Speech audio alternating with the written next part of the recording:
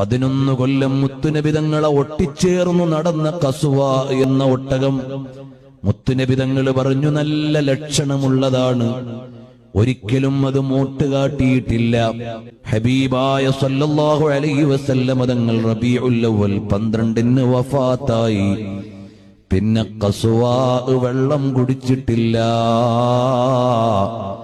ഭക്ഷണം കഴിച്ചിട്ടില്ല.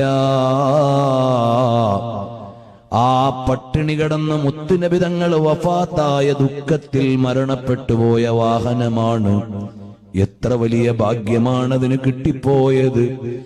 അതിന്റെ ഒരു കുളമ്പിന്റെ അടിയിലൊന്ന് ചേരാൻ കഴിഞ്ഞിരുന്നെങ്കിൽ നാളെ സ്വർഗത്തിലെത്തുമ്പോൾ ഒരു പരിഗണന കിട്ടിയേനെ.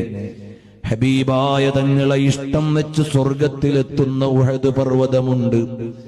തങ്ങൾക്ക് വേണ്ടി കരഞ്ഞിട്ട് മദീനത്തെ പള്ളിയിൽ നിന്ന് സ്വർഗത്തിലെത്തുന്ന ഈത്തപ്പന മരമുണ്ട്.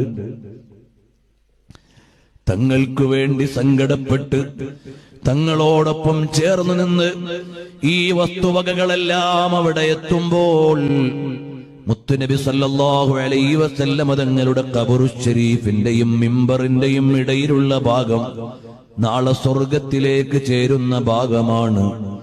എത്ര വലിയ ഭാഗ്യമായി പോയി.